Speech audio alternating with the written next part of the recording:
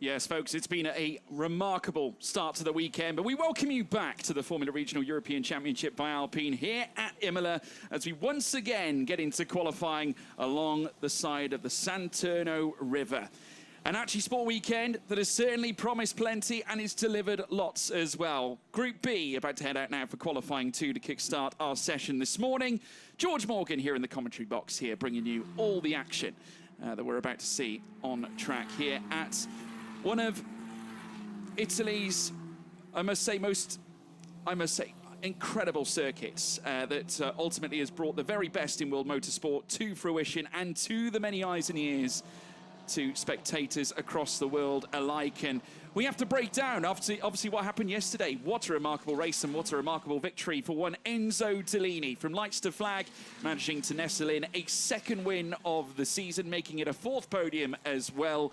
Not to mention cruising in after his second pole position was put in place. He now levels in number of victories along with Matteo De Paolo, who still sits second in the championship, but that race victory significant for Tellini as he now positions himself 3rd in the championship, just ahead of Pedro Clero, and there's a small gap of 4 points between them as Sakir Al-Maushari, straight from the off, a rear left wheel missing off the back of the Axel GP car, and a yellow flag has ultimately been raised as well, so that car will not be going anywhere.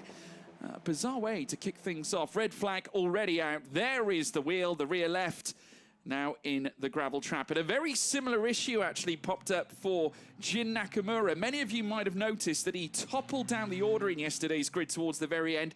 The reason why, I spoke to him afterwards in the hospitality section on the circuit back in the paddock, and he alluded to me that on the final lap, coming into the final sector, one of the wheels came loose off his car and he wasn't able to finish the race. You just simply can't envisage misfortune quite like that. So unfortunately, it was a very unceremonious ending to Jin Nakamura's race to kickstart the Imola weekend. Of course, his teammate Enzo Tellini, as we mentioned, went on to achieve that second victory. It was also a good day for Akshay Bora, who, despite taking a podium finish in what would be his second podium, or his third podium, I should say, of the season, he wasn't overly happy with it. Not happy just with the podium, obviously striving for better results, chasing a first race win of the season. And you wouldn't bet against him. The young man, of course, some of you may be familiar with the Bora name. Nikhil Bora, a driver in Formula Regional in prior seasons.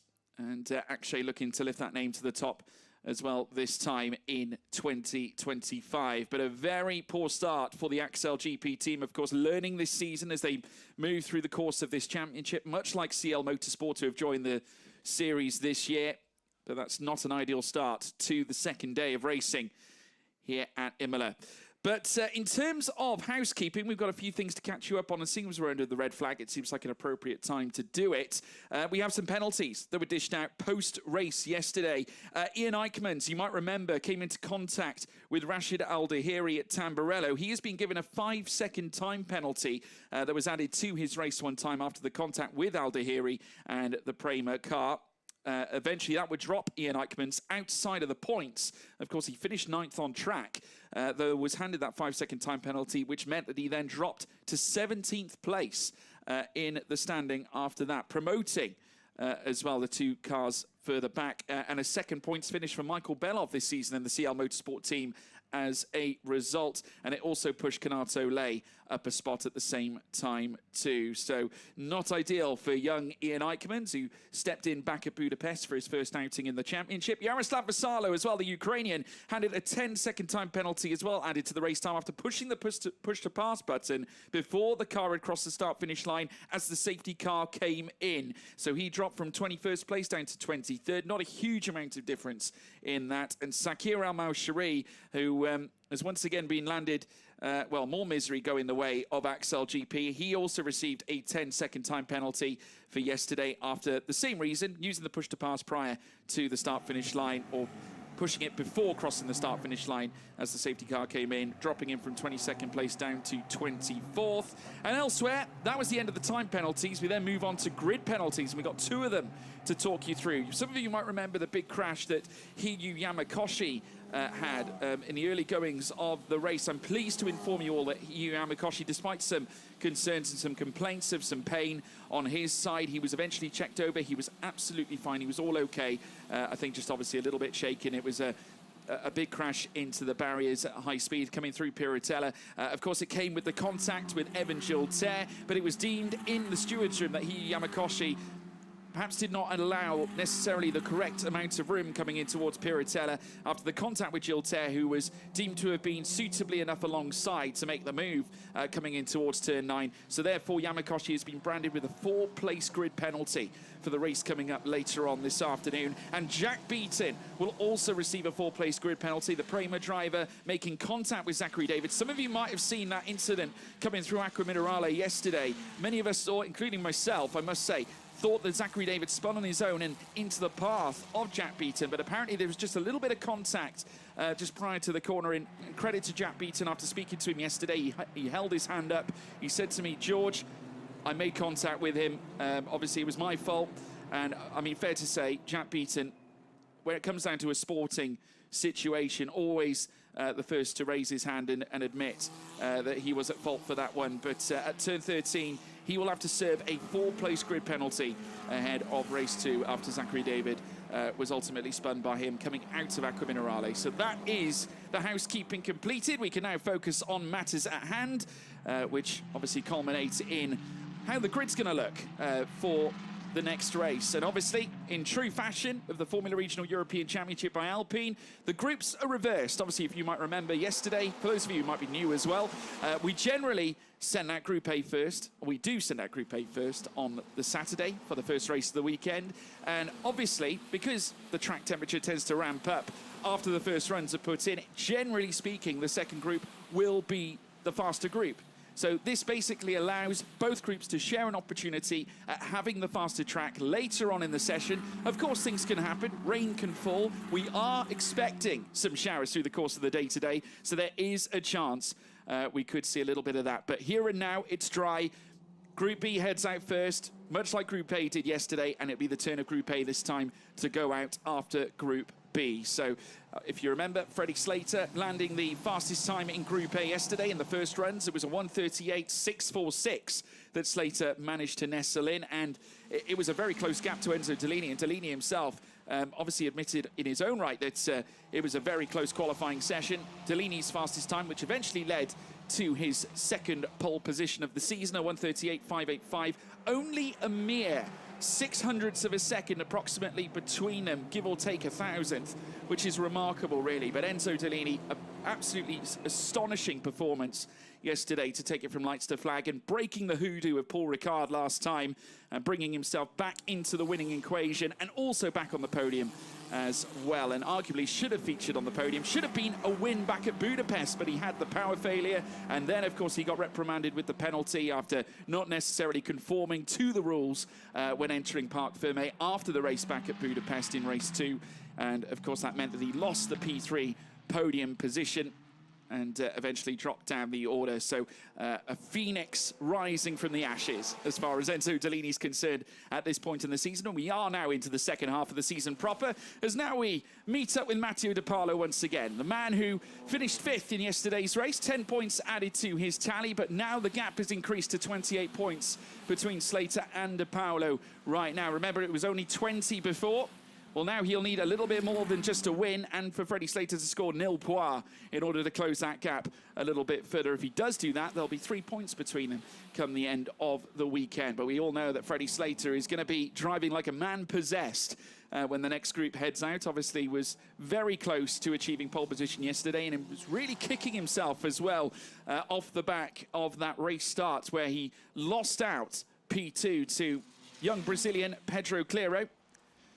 And speaking of Brazilian drivers, I think it would be rude of us not to acknowledge the fact that Rafael Camara, of course, reigning Formula Regional European Championship by Alpine champion, has now this morning been crowned the FIA Formula 3 champion as well. So 2 championships in back-to-back succession. And we want to say, vamos, Rafa, vamos. indeed. Congratulations to the young Brazilian driver. Following suit from Gabriel Bortoleto, also a former Formula Regional European Championship by Alpine driver back in 2022. Of course, now Bortoleto in Formula One, and he also went on to win the F3 Championship 3 seasons ago now. So that's 2 Brazilian drivers in the last 3 years of FIA Formula 3 that has now gone on to win the championship crown. And you never know, Pedro Cleiro, maybe we could see him rise to the top. He certainly has shown a lot of promise this season, especially after the win at Zandvoort, granting Van Amersfoort a top flight victory in race 2 that weekend. At the moment, De Paulo on top with a 140.436. We're just about to see the more appropriate fast times that we would expect. The track is a little bit cooler today. Yamakoshi has gone second fastest, back in the car after the crash yesterday. Dion Gouda third fastest, also for Van Amersfoort Racing. Ruiki Liu into fourth. Enzo Tellini, yesterday's race winner, now fifth fastest, with Vassallo down in 6th as well. Jack Beaton down in 7th place, got improvements as well towards the rear with Akshay Bora and Michael Belov. Belov popping into 10th fastest for CL Motorsport. Of course, is featured in every season as Michael Belov in the Formula Regional European Championship by Alpine, one of our longest serving drivers in this series, and hasn't actually written off a possibility of a return either for next season. Obviously, it's still a mystery. We don't know how the grid's going to look, and as you all know, a big announcement was made on Thursday coming into the Imola weekend that the FIA will be working and collaborating with Acci Sport to bring together a brand new championship, the FIA Formula Regional European Championship, that will begin next season after the ending of the partnership with Alpine and with Acci Sport as well. So a new era, a new gen of car, the FR Gen 2. More on that in the near future, folks. Stay tuned to the social medias to get all the updates concerning that, but it will mean an exciting new possibilities for European racing, and it will cement its place as part of the FIA ladder between the national F4 championships into FIA Formula 3. As now Matteo De Paulo crosses the line again, more improvements inbound and a 139.659. With the cooler temperatures, obviously it will be somewhat easier for the drivers to manage the compound right now as Ruiki Liu, De Paulo's teammate, goes second fastest. Tellini now, De Paulo's best mates, moves into second. And Jack Beaton also up into third as well, looking to try and bounce back after a really tricky season. Enzo, yes, sixth fastest. Jin Nakamura into 7th ahead of Tim Gerhards. We also have Aditya Kulkarni into P10. Nakamura dropped to P7 right now as Michael Belov ushers in the first of the 139.5s. Akshay Bora goes quicker than him by 4/10 and goes to the top. So it's RHGP back on top, and not necessarily this man at the moment, Enzo Tellini, who is on a new lap right now. 5 minutes to go in this Group B session here in Q2. Of course, RHGP, the form players coming into the weekend after nestling in some really fast collective test times. It was, of course, Tellini who went fastest in CT1 and fastest throughout the entirety of free practice on Friday, managing to bring together a fantastic 139.044. We're not quite hitting that just yet as we see the CL Motorsport car, the number 20, belonging to Michael Belov, taking a bit of an uncomfortable run into the gravel trap. We've heard the drivers talking all weekend about the repercussions of overextending. Obviously, these drivers love to push to the limits. Freddie Slater observed this in his post-qualifying and post-race interviews over the course of yesterday, mentioning that you're always on the limit, pushing 100%, but it's always something to be wary of, going too hard, going too fast. But as a racing driver, you've got to put that at the back of your mind and focus on the job at hand, which is, of course, to achieve pole position. And Slater will be looking to do that when Group A heads out after Group B. We still have 4 minutes to go here in this particular session, and actually Bora improving again in Sector 2. It's a 3/10 improvement coming out of the middle sector, and indeed coming out of the final sector. He's looking quick again, as now we'll see him crossing the line very shortly. Akshay Bora looking to once again levy the time in his favour. Here he is now in the 31, coming across the line in the RHGP car, and it's a 138.776, the first 138 of Group B session, and half a second quicker than Hiyu Yamakoshi at the moment, who I must say is bouncing back brilliantly after the mishap yesterday, the big crash that sent him into the barrier. And this is an Axel GP car just taking a little bit of a trip into the grass, but a good save, I have to say. It's been a rough start to qualifying for the team. Obviously, that will be Aditya Kulkarni taking a trip into the grass because we have lost Sakir Al-Maushari.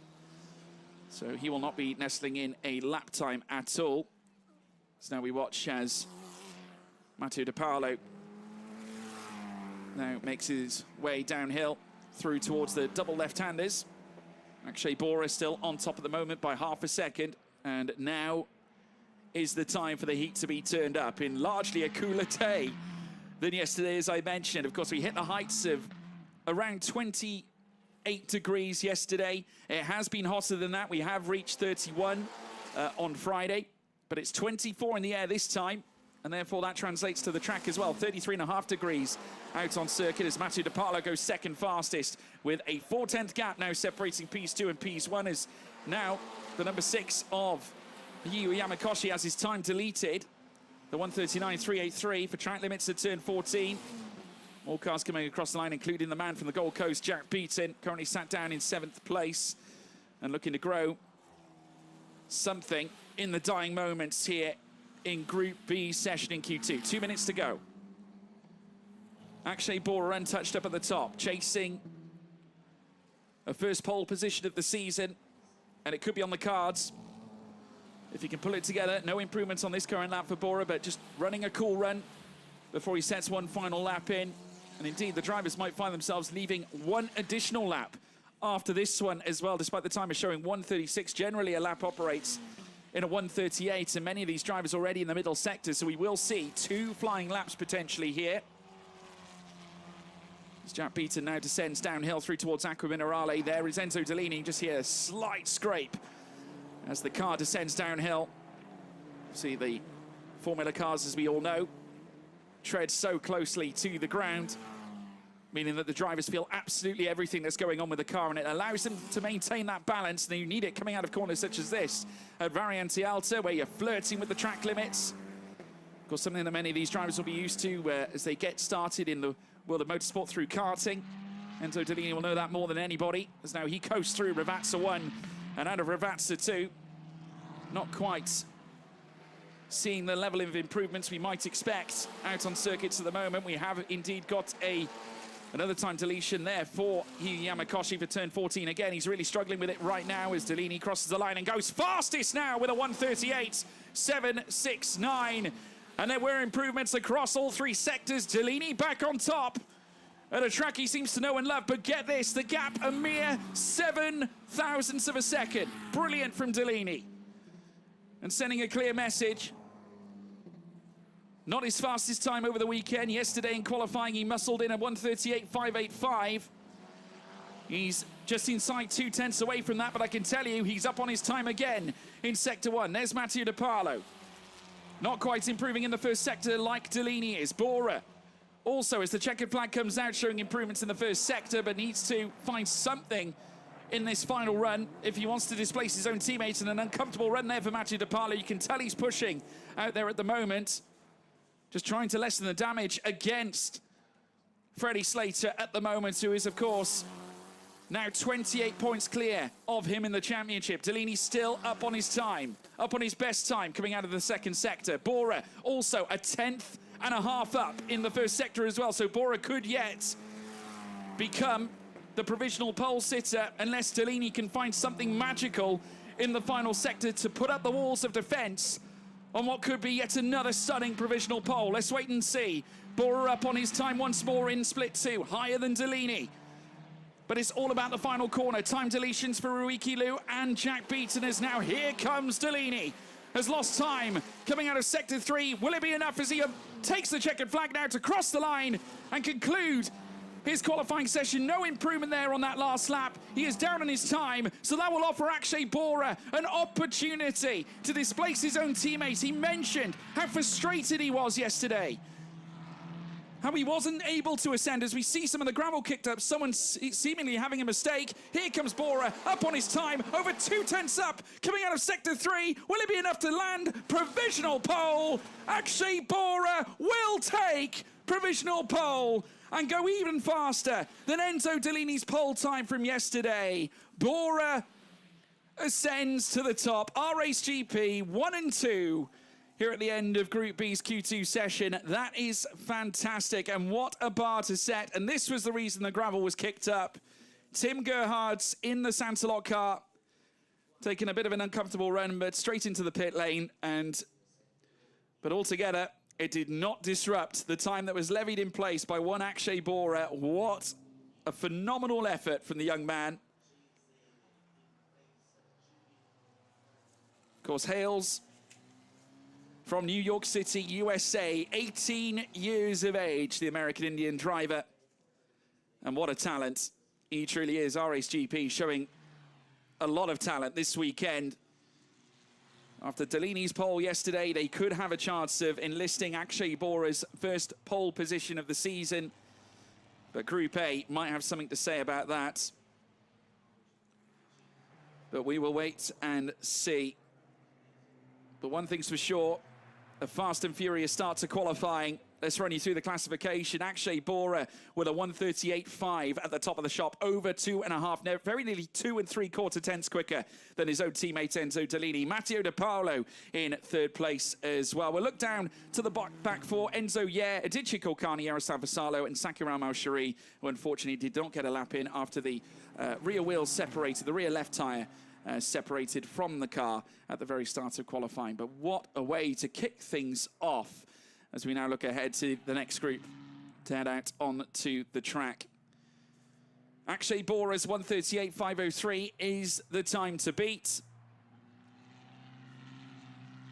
And always, we love a clutch lap. We love a last lap shootout. Slater mentioned he loves them too as well, leading up through his interviews as well. Many of the drivers do. What a climax to that final group phase. It looked like Delaney was going to muscle in some decent improvements. It was just that Akshay Bora was that much better. And comparing the pole lap from Enzo Delaney yesterday, we're looking at 800s, just over 800s difference between them, with Akshay Bora being the fastest one. As we take a look at our top three, Matteo De Paolo on P3 in Group B, and number 23, Enzo Delaney, second place in Group B as well. But the fastest man, his teammate, Akshay Bora, for the first time, could be on the cusp of achieving a pole position here at Imola to continue RAce GP's incredible run this weekend. Of course, last time they managed to achieve a pole position before Enzo Delaney was Tim Tramnitz back in 2023 in qualifying 2, which did not actually lead to the victory because it was Kaz Havercourt of Van Amersfoort Racing who would go on to take that one. Martin Estenchon, though, took it from lights to flag for our race that same year in qualifying 1 and race 1. So they do have form here, do our race, but certainly not to the same number or level as Prema Racing, who generally do all their talking in the first race of the weekend. Well, Freddie Slater's going to have to do all the talking in race 2 instead if he wants to take a victory at this circuit for the first time since Rafael Camara last season, who is now your FIA Formula 3 champion. As we now watch as Group A now head out onto the circuit, we're going to be met with Javier Segura, Nandavid Biran Bhakti, Edu Robinson, Casper Stuka on his return this weekend to the championship, Edward Borgner, Zachary David, Pedro Clero, Ian Eichmanns, Evan Chilter, Giovanni Maschio, Kanato Lay, Taito Kato, Nikita Bedrin, and Rashid Al-Dahiri, and Freddie Slater as well. So plenty of talent in this lineup as well, looking to topple Akshay Bora's fast time, but it's going to be so tough to do. I mean, it was, again, a stunning final sector, really. That's what really did the damage for Akshay Bora. 2.5 tenths up alone, whereas Enzo Delaney was taking half a tenth out of every sector. Bora was in a different stratosphere on that last lap. And it certainly showed right at the very end as the drivers crossed the line under the checkered flag. Approximately 2.5 to 2 3/4 tenths between Delaney and Bora in P1. As now they come uphill out of Tosa and in towards the Piratella. And once again, all clubbed together as they look to just generate the heat into the tyres. And like I said, obviously with it being a bit cooler, it means they can just manage the compound a little bit better. Of course, if it does overheat, you tend to have to manage it a lot more. And certainly at a track like Imola, where you get so much variation in cornering, a lot of high load can be placed, especially when you're at corners like Piratella, for example, at the top of the hill, coming through turn 9. You generally find as you go so fast, probably one of the fastest corner on this track, a lot of the load is then pushed onto the right-hand side of the car, lateral load anyway. And it means then that the drivers are forced to manage the tyre under intense heat conditions, which I'm sure will be more prudent towards the afternoon as the sun continues to rise. We are qualifying a little bit earlier today than we were yesterday. So the sun still with a little bit of time to rise. Obviously it was 10 to 10. We started this morning local time. Yesterday we started at 10 past 10. Not a lot between it really, 20 minutes or so. As we now watch Pedro Clero make his way around the circuit, as we said, brilliant results back at Zandvoort, a P2 in race 1, a victory in race 2, granting Van Amersfoort Racing a fantastic weekend full of points. And we'll be hoping that he could muster something brilliant ahead of race 2 coming up this afternoon. Was a little bit unlucky towards the end of the race. Had a great start, though, managing to get ahead of Freddie Slater, who did not get away well off the line on the front row in second place. Clero was the first to pounce and move himself up into second, but would later unceremoniously lose 2 places in the space of 3 corners alone, eventually being passed by Freddie Slater, who would go on to take second place. And of course, later on, Akshay Bora would also plump for the move coming up through Piratella and get it one and done, as now we see more side-by-sides. Of course, Trident with yet another representative here, this time being Nandavud Biram Bhakti, part of a brilliant racing family as well. PT Biram Bhakti, who's a frequent racer in the world of GT racing, and Nandavud looking to follow in the family's footsteps, obviously beginning his legacy in single-seater racing, and who knows where that can take him in the not-too-distant future, with some really promising performances through the course of this season. Has taken 3 points finishes through the course of the campaign. Misano, where he landed 4, 2 points back at Hungaroring, 2 points back at Paul Ricard. Still work to do, but it's very much a learning curve each and every season. Of course, it will be a learning curve next year for many drivers with the new car coming into play, and also a brand new Pirelli tyre compound that we're going to be witnessing the arrival of for the start of the 2026 season, as now the first times get rumbled in. Obviously not necessarily the times we'd expect to see at the end of the session. It will get a lot quicker. Maschio currently fastest with a 1:47.337. We caught up with Giovanni Maschio earlier on in the weekend, and he talked us through some of the complexities around Imola in itself. And a very well-spoken individual is Giovanni Maschio. Has been on a bit of an unfortunate run as of late, with incidents back at Zandvoort, for example, where he found himself in a dramatic fashion into the gravel, and at the same time also had a close encounter with a barrier at Hungaroring as well, which ended his race there. But now looking to bounce back, and an RPM team led by Keith Donegan, hailing from Italy as well. A home weekend for RPM, much like it is for the likes of Trident and Prema as well.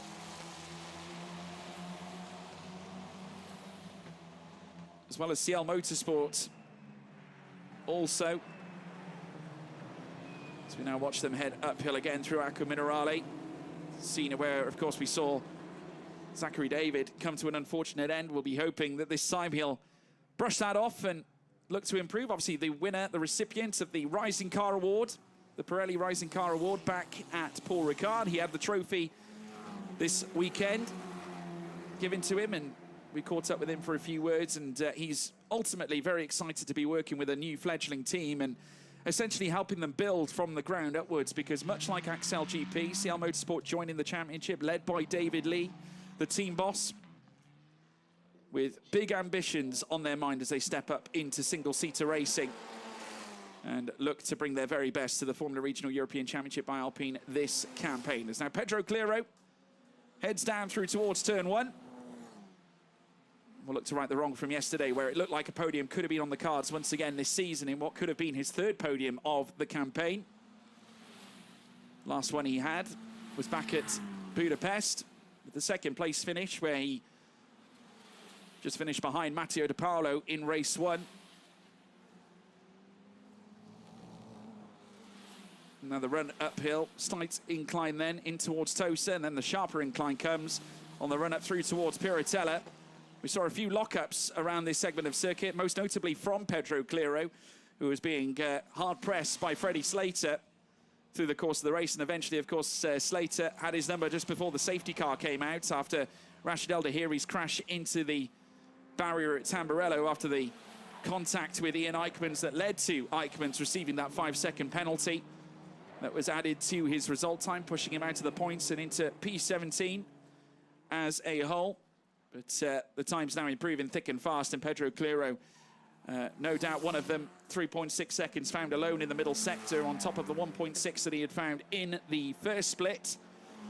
So the Brazilian, no doubt inspired by the run of Brazilian success that we have seen in motorsport as of recent.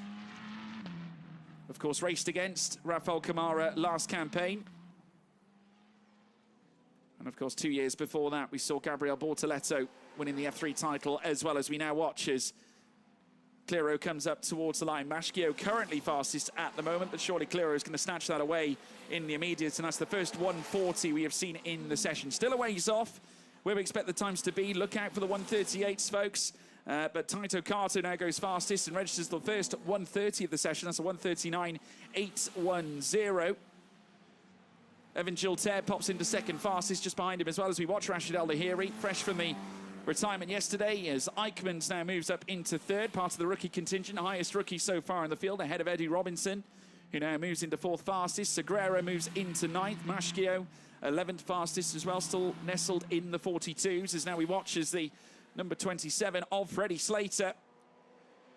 P2 yesterday, looking for one step higher today, and ideally looking for that pole position, a fourth one of the season as well. Goes fastest with his own 139, a 139.7. Rashid Al Lahiri, his teammate, 25 thousandths away from him.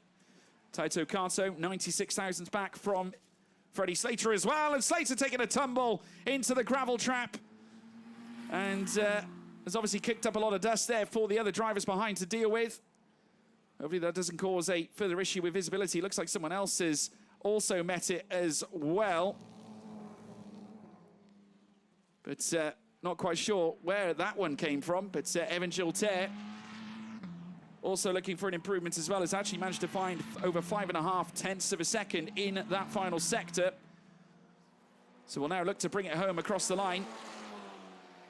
As now we watch as now Evan Gilter, who has been on a bit of a difficult run lately. Of course, was met side by side, but goes first fastest. Met side by side with Hiyu Yamakoshi at turn 9, but Gilter back on top.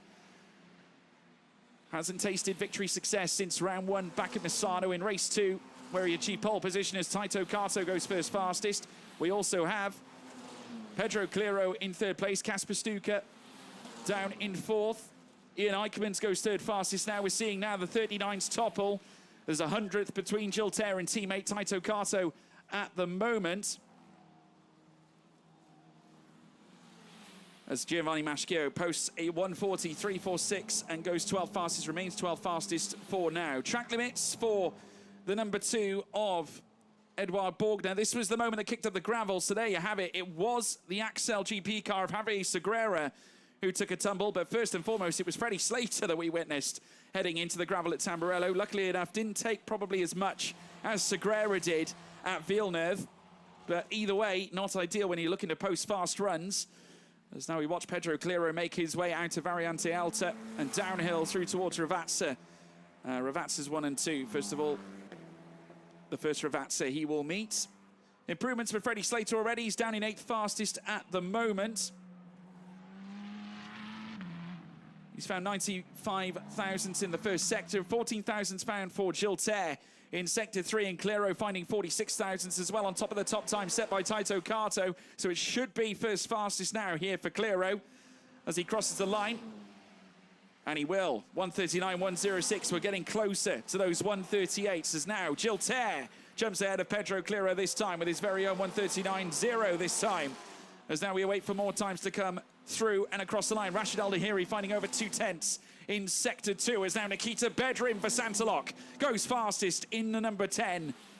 And not just the top 10 time, that is a P1 time inside the top 10 right now. Gilter now posted down in second, with further back Pedro Clero down in third. Rashid Al Lahiri over a 10th up. Now in the middle sector, Slater 2.5 to 2 3/4 tenths, and he's still 2 tenths plus up. Slater looking a hard charge. Also now, his teammate Al Lahiri, 2 Premers coming across the line in stereo now as they make their way up towards the line with 3 minutes to go. The young Brit, Freddie Slater, as Tahiri goes second fastest. It will be Freddie Slater, though, will unseat Nikita Bedrin with a 1:38.589. And that now, a thousandth slower than Enzo Dell'Ini's pole lap from yesterday. Still not enough to topple Akshay Bora just yet. We're talking half a tenth now between the provisional pole sitter in Group B against our current provisional pole sitter in Group A. With 2 minutes and 30 to go, has Freddie Slater got enough in him to rein in yet another huge lap before the checkered flag comes out on this session? Or indeed on the checkered flag on this session, given the way that the laps have been posted in. Certainly one-shot qualies and a sideways moment for the number 3 of Kasper Stuka on his return. As we now watch Pedro Clearo, who currently sits 5th fastest at the moment, would obviously want to be somewhere a little bit higher than that. Inside the final 2 minutes now of the session. Tend to run a cool-down lap first and foremost before they then run 1, maybe 2 final laps. Of course, at this moment in time, they will cross the line here. If they are posting a fast run, it will mean they will get a chance at 2 fast runs before the timer hits 0. And indeed, nothing more can be levied out on the circuit. But at the moment, Slater on top, Nikita Bedrin, who has had a vast amount of experience in the higher echelons of the realms of the feeder series, in what could be a hugely important qualifying session for Santalok. Of course, Nikita Bedrin has marshalled in plenty of points finishes. Misano, where the only occasion where he's managed to pull off points in both races. Of course, Bedrin managed to achieve a points finish yesterday in race 1. So it was looking strong. An uncomfortable run there for Evan Gilter coming up through. And we got a yellow flag out as well. With 56 minutes to go. It's been dispelled almost instantly, though. Gilter really trying to find the limits here. Currently sat 4th in our timing screen. Has put in personal bests. Freddie Slater, though, 25 thousandths up. A quarter of a tenth quicker on his last lap time coming out of Sector 1. So there is going to be something more in Freddie Slater right now. And if he's going to post it, I think he might have to do it now, or it's going to be never for that pole position, the 4th of the season. Here comes Evan Gilter. Currently 4th fastest, looking to try and lift himself ideally up into the top 3. Can he do that? No, he can't. Gilter remains 4th for now, but still has time to nestle in. One more lap before the checkered flag. His teammate Taito Kato goes 5th fastest, and just behind him, of course, Kato with a brilliant performance yesterday to bring home some important points for ART. Kasper Stuka, P8. Biren Bhakti, 11th fastest as well. Stuka with a 1:39.218 of his own. Slater still improving, coming through the middle sector, and we'll now watch him as he makes his way down through towards the 2 Ravazza corners. The checkered flag already out. This is a last gasp lap now for Freddie Slater, the young Brit, top of the championship. Uses all of the curb on the escape out of Ravazza 2 at turn 19. Looking to topple Akshay Bora off the very top. Can he do it? Let's wait and see. Will that 1:38 be improved? It's a 1:38.530. Not enough for the pole position lap. Not enough for pole position ahead of race 2. It will be Akshay Bora who will surely take pole position for the race coming up later on this afternoon. Heading onto the gravel trap, though, another visit for Javier Segura, who has unfortunately had yet another miserable run this weekend in qualifying, and also a trip into the gravel for the ART driver of Kanato Lay out to the Villeneuve chicane. As we now watch Evan Gilter look to come across the line as well, looking to improve. He has posted improvements in every sector so far on this lap. Not enough to go faster than Slater, though, at this moment, and it will be at the moment for Evan Gilter as we do see more changes. Clearo up to 3rd fastest. Gilter moves ahead of Rashid Al Dahiri into 4th fastest with a 1:38.932. 4/10 of a second away from our P1 sitter in Group A, Freddie Slater. Slater will be disappointed again. Narrowly he misses out by mere fragments on the overall pole time. It was a 1:38.503 for Akshay Bora to go fastest. We're talking 27 thousandths between the 2 drivers come the close of qualifying. That's a closer gap than it was yesterday. You've got to give both drivers credit. It was Akshay Bora, though, on this occasion, who has now achieved his first pole position of the season as the session comes to an end. And we'll look forward to the race that will be coming up later on this afternoon at 2 p.m. local time. Let's run you through the classification. Freddie Slater on pole position. Well, not on pole position, provisional pole, obviously top of the times in Group A. A 1:38.530 ahead of Nikita Bedrin. Pedro Clero third, Evan Chilter fourth. Casper Stuka rounds out the top 5 in a better performance for him. We'll take a look at the bottom 5 as well. Nanda Vidbiran, Bakhti, Kanato Lay, Giovanni Maschio, Javier Segura down in 14th with Edouard Borgner in 15th as well. So the cars now head into the pits. Rashid Al-Dahiri being followed by Freddie Slater. It has been a phenomenal visit here to Imola once again on day 2. And we have a great race coming up very shortly as well. Be sure to stay tuned, folks. It's going to be a real treat. Make sure, of course, you join us at 2 o'clock this afternoon. But from all of us here at Emilia-Romagna, we'll see you then. See you later on. Goodbye.